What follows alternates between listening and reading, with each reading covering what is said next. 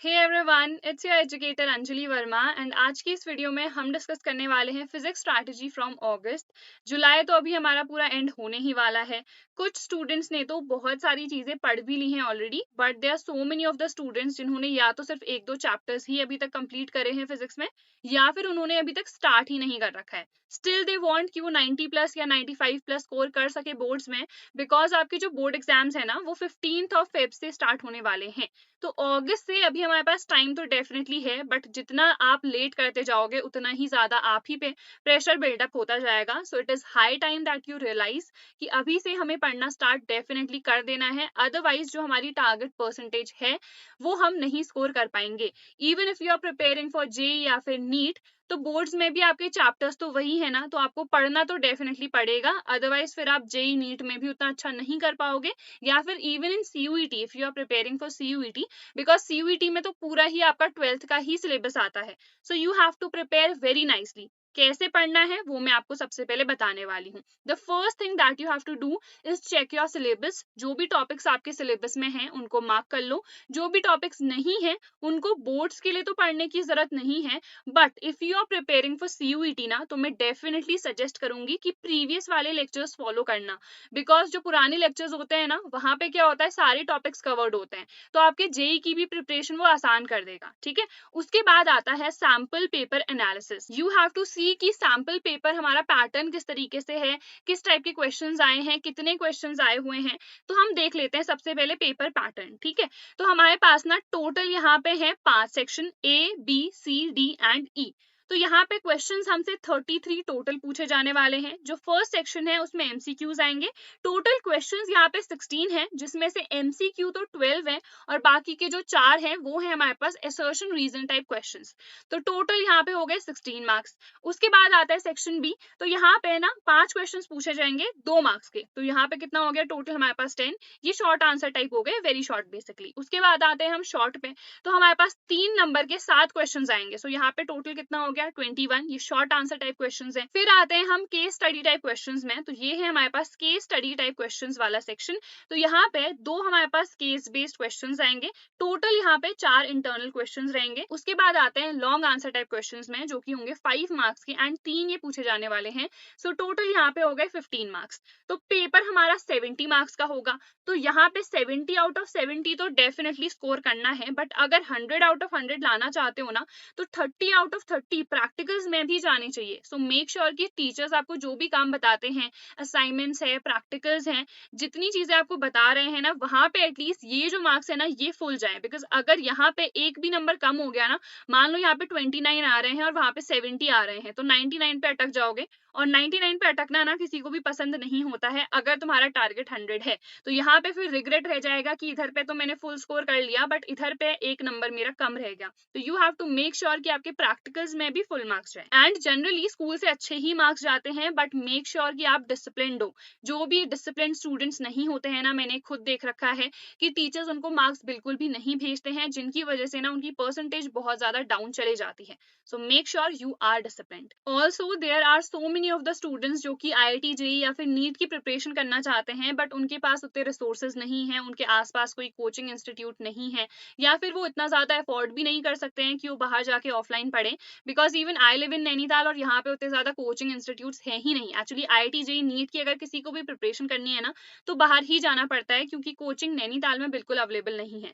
तो अब ऑनलाइन में ना आप सभी के लिए काम बहुत ज्यादा आसान हो गया है। अगर आप IIT जेईई या फिर नीट की प्रिपरेशन कर रहे हो, तो PW फिजिक्स वाला के आप कोर्सेज में डेफिनेटली एनरोल कर सकते हो। क्लास 11th जो भी स्टूडेंट्स हैं उनके लिए बैच लॉन्च हुआ है, अर्जुना नीट 3.0 लॉन्च हो चुका है। In the same way class 12th के स्टूडेंट्स के लिए लक्ष्य 3.0, जिसमें आपको 1.0 लक्ष्य एंड 2.0 दोनों ही यहाँ पे फ्री मिलने वाले हैं। एंड इसके साथ साथ जो भी ड्रॉपर बच्चे हैं उनके लिए भी यकीन 3.0 लॉन्च हो चुका है। तो इन बैचेस में डेफिनेटली एनरोल कर सकते हो। इसके साथ साथ बहुत सारे बच्चों को ये दिक्कत रहती है कि हमें डाउट्स आ रहे हैं, हमें पर्सनल मेंटोरशिप चाहिए, तो उसके लिए भी सारथी है, तो सारथी पे आप एनरोल कर सकते हो। तो यहाँ पे आपको पर्सनल मेंटोरशिप मिलेगी। बहुत सारे स्टूडेंट्स ऑलरेडी PW से पढ़ के IIT जेईई नीट क्रैक कर चुके हैं। You can be the next one, so definitely enrol for all these batches. And also इनकी बुक्स भी लॉन्च हुई हैं, इनके जो भी मॉड्यूल्स हैं इनकी भी लिंक मैं डिस्क्रिप्शन में प्रोवाइड कर दूंगी, जेईई के लिए भी एंड नीट के लिए भी। So you can go and enroll in the courses also and you can buy these books also. And NEET PG के लिए भी कोर्सेज लॉन्च हो चुके हैं. सो अगर आप किसी भी सीनियर को जानते हो जो कि नीट पीजी कोर्सेज में भी एनरोल करना चाहते हैं, सो आप उनमें भी कर सकते हो, आप उनको सजेस्ट कर सकते हो. ये जितने भी हमारे पास बैचेस हैं पीडब्ल्यू में काफी अफोर्डेबल हैं. एंड ऐसा नहीं है कि अगर कॉस्ट कम है तो आपको बेस्ट फैकल्टी नहीं देखने को मिल रही है. टॉप एजुकेटर्स यहाँ पे आपको पढ़ाने वाले हैं, सारे सब्जेक्ट्स यहाँ पे कवर होने वाले हैं, आपको टाइमिंग्स बता दी जाती है, तो आप डिसिप्लिन होके बहुत अच्छे से पढ़ सकते हो. एंड अगर कोई भी क्लास आपकी मिस भी हो जाती है तो आप रिकॉर्डिंग भी देख सकते हो. तो कोड ST150 डेफिनेटली यूज कर लेना, आपको यहाँ पे 150 रुपीज का ना एक्स्ट्रा डिस्काउंट भी मिल जाएगा.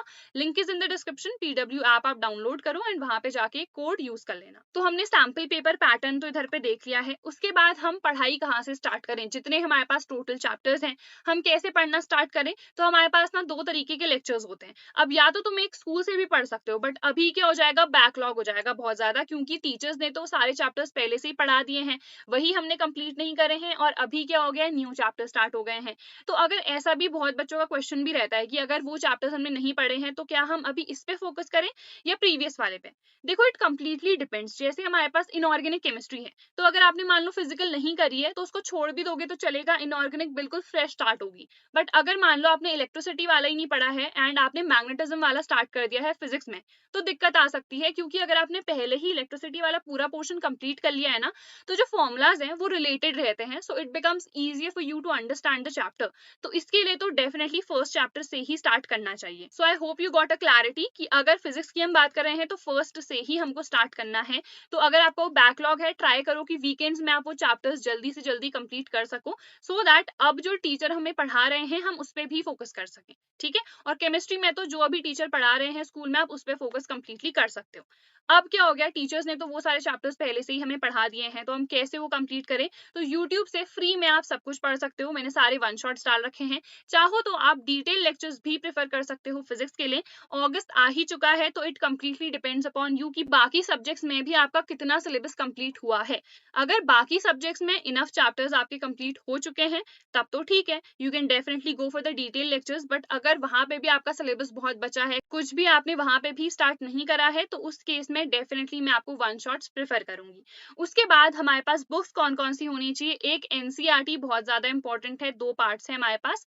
दूसरी कोई सी भी एक रेफरेंस बुक आप रख सकते हो, बहुत सारी रेफरेंस बुक्स रखने की जरूरत नहीं है, बिकॉज फिर हो जाता है कंफ्यूजन. बहुत सारे बच्चे SL अरोड़ा, HC वर्मा को प्रेफर करते हैं. मैंने ये दोनों बुक्स उतनी यूज नहीं करी थी, मैंने यूज करी थी ISC Nutan and modern ABC. दोनों ही काफी अच्छी बुक्स हैं. कोई सी भी अगर आपके पास रेफरेंस बुक है ना तो उसी से पढ़ो, अभी चेंज करने की जरूरत बिल्कुल भी नहीं है. और अगर कोई रेफरेंस बुक नहीं है तो इनमें से कोई सी भी रेफरेंस बुक आप ले सकते हो, सब में कॉन्सेप्ट बहुत अच्छे तरीके से एक्सप्लेन किया गया है.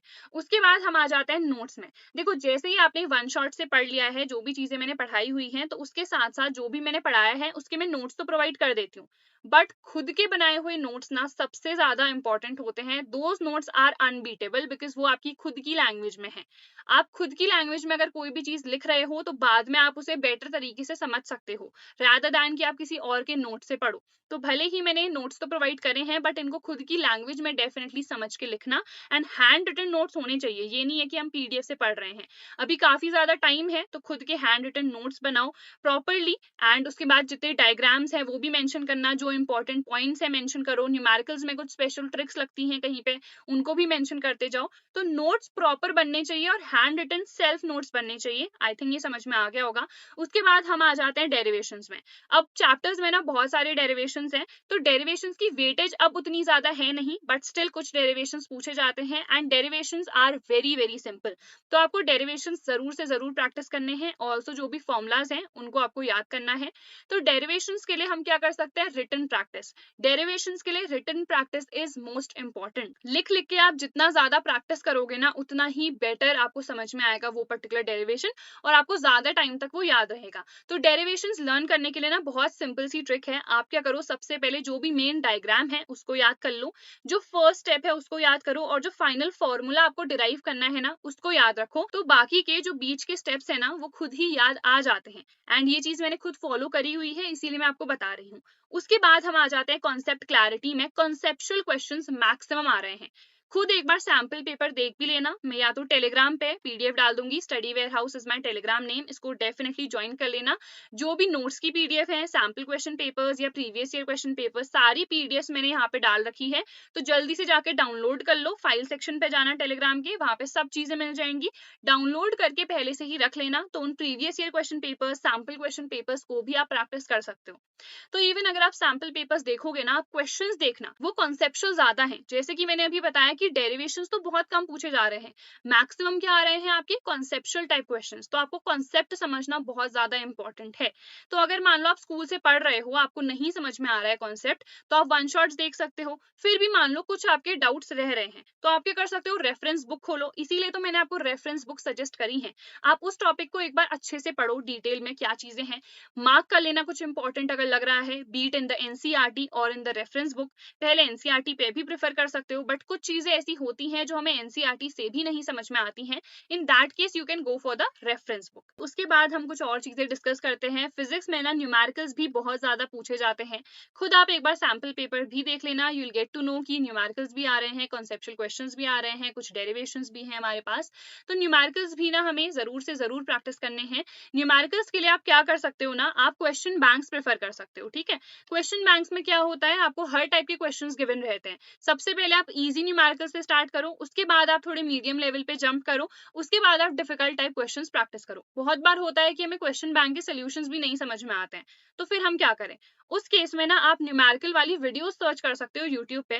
डिस्क्रिप्शन में मैंने फिजिक्स एक्सपेक्टेड क्वेश्चंस करके एक प्लेलिस्ट प्रोवाइड करी है, वहां पे जो भी क्वेश्चंस मैंने कराए हुए हैं ना, बहुत सारे न्यूमेरिकल्स भी हमने प्रैक्टिस करे हैं, तो वो न्यूमेरिकल्स आप देख सकते हो, उनसे प्रैक्टिस करो। बाकी जितनी वीडियोस मिल रही है यूट्यूब पे, वहां से न्यूमेरिकल्स प्रैक्टिस करो, उसके बाद खुद से प्रैक्टिस करना, तो डेफिनेटली आपसे हो जाएंगे। फिर भी अगर दिक्कत आती है तो उस केस में आप अपने ऑफलाइन कोचिंग जा सकते हो, या ऑनलाइन पे आप जो भी टीचर से पढ़ रहे हो उनसे पूछ सकते हो, तो आपके जो भी डाउट्स वगैरह है ना, वो देन क्लियर हो जाएंगे। तो क्वेश्चन बैंक्स आप जरूर से जरूर प्रेफर कर सकते हो। उसके अलावा previous year question papers and sample papers को आपको प्रेफर करना है। प्रीवियस ईयर क्वेश्चन पेपर्स इसलिए बिकॉज जो क्वेश्चंस आएंगे आपके वेरी शॉर्ट लॉन्ग में, वो जनरली आपके रिपीटेड ही आते हैं।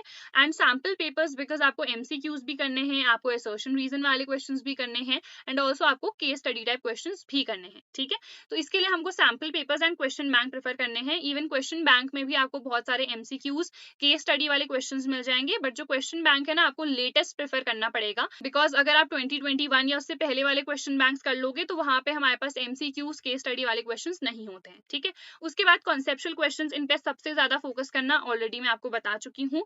Then revision is the key. Revise आपको बार बार चीजें करती रहनी है। अगर आपने सोचा कि मैंने तो ये चैप्टर पढ़ लिया है तो मुझे बहुत अच्छे से बाद में भी याद रहेगा, तो अब मैं उसको रिवाइज नहीं करूंगी, तो बाद में अगर आप उस चैप्टर को खोलोगे ना, आपको कुछ भी समझ में नहीं आने वाला है। बिकॉज रिविजन इसीलिए तो इंपॉर्टेंट होता है कि बार बार वो चीज आपके दिमाग में जाए, तो आप उसको भूलो ना। तो रिविजन आपको करते रहना है। आप वीकेंड्स में रिवाइज कर सकते हो, स्कूल में आपको जब भी टाइम मिल रहा है आप तब रिवाइज करो। Instead of gossiping, instead of chattering, आप एक कोने में चले जाओ एंड वहां पे जाके आप अच्छे से अपना रिवाइज करो जितनी भी चीजें हैं। अगर फ्रेंड्स डिस्टर्ब कर रहे हैं तो आप अपनी सीट वगैरह चेंज भी करा सकते हो। It completely depends on you, but आपको रिवाइज तो डेफिनेटली करना है। जब भी आपको फ्री टाइम मिल रहा है आप पढ़ाई करने लग जाओ, आप रिवाइज करने लग जाओ चीजें, तो ये चीजें ना आप ही को हेल्प करेंगी। एंड आगे चाहे आप आईआईटी जेईई की प्रिपरेशन करना चाह रहे हो, नीट की या फिर सीयूईटी में, तो यही चीजें ना आपको बाद में भी हेल्प करेंगी। अभी अगर आप टाइम वेस्ट कर दोगे, फिर सोचोगे लास्ट के 1-2 महीने में तो हम बोर्ड्स में भी अच्छा स्कोर कर लेंगे एंड हमारा जो भी एम है वो भी हम क्रैक कर लेंगे, जेईई हो सीयूईटी हो, तो ऐसा नहीं होता है। You have to start from the beginning. तो अभी भी इट्स हाई टाइम कि आपको रियलाइज ये हो जाए कि हमें अभी से पढ़ना स्टार्ट कर देना है। उसके बाद हमें प्रैक्टिस करते रहनी है। न्यूमेरिकल्स में ना प्रैक्टिस सबसे ज्यादा इंपॉर्टेंट होती है। ये नहीं है कि आपने एक क्वेश्चन प्रैक्टिस कर लिया तो आपने सोचा कि हाँ भाई न्यूमेरिकल्स हो गए हैं, उसी टाइप के और न्यूमेरिकल्स प्रैक्टिस करो। कई बार कैलकुलेशन मिस्टेक हो जाती है, कई बार हम सिली मिस्टेक्स कर देते हैं, कई बार हम फॉर्मूला भूल जाते हैं। तो जो भी आपकी मिस्टेक्स हो रही हैं उनको नोट डाउन भी करते जाओ कि हम क्या मिस्टेक कर रहे हैं, कैसे इनको अवॉइड करें। उसके बाद 80-20 रूल, ये सब ने सुना होगा। 80-20 रूल क्या कहता है कि जो आपका 80% पेपर आता है ना, वो 20% ऑफ द सिलेबस से ही आता है, और जो बाकी का 20% होता है वो थोड़े नॉन इम्पॉर्टेंट टॉपिक से आता है। तो 20% जो हमारा सिलेबस है ना वो सबसे ज्यादा इंपॉर्टेंट है। तो इम्पोर्टेंट हमें कैसे पता चलेगा? एक तो मैंने उसके लिए एक डिटेल वीडियो बनाई हुई है कि हर चैप्टर में कितने इंपॉर्टेंट क्वेश्चंस हैं, तो आप चैनल पे जाके देख सकते हो, या फिर आप खुद भी अगर प्रीवियस ईयर्स एनालाइज करोगे ना, so you will get to know कि ये टॉपिक इंपॉर्टेंट है, ये टॉपिक नॉन इंपॉर्टेंट है, या इससे बहुत ज्यादा बार क्वेश्चंस आए हैं तो इसको मुझे ज्यादा प्रैक्टिस करना है, इस पे मुझे ज्यादा फोकस करना है। तो ये सारी चीजें ना आप खुद से एनालाइज करो, खुद से भी एनालाइज करोगे तो बेटर रहेगा। एंड ऑल्सो अगर किसी भी स्टूडेंट के पास अभी बुक नहीं है सैम्पल क्वेश्चन पेपर्स या प्रीवियस ईयर्स की, या फिर वो अफोर्ड नहीं कर सकते हैं, तो मैंने सारी पीडीएफ जो है ना टेलीग्राम पे डाल दी है, स्टडी वेयर हाउस नेम है। जो भी नीडी बच्चे भी हैं उनके साथ भी आप शेयर कर सकते हो। एंड इसके अलावा अगर कोई भी आपको डाउट रहता है, कोई भी चीज आपको पूछनी है, तो आप कमेंट सेक्शन में जरूर से जरूर मेंशन करना। एंड कितनी परसेंटेज आप स्कोर करना चाहते हो वो भी कमेंट सेक्शन में मेंशन करना। So that is it for our today's video. I hope this video helped you. Do not forget to like, share and subscribe to my channel. And I'll see you guys in the next video. Till then, take care.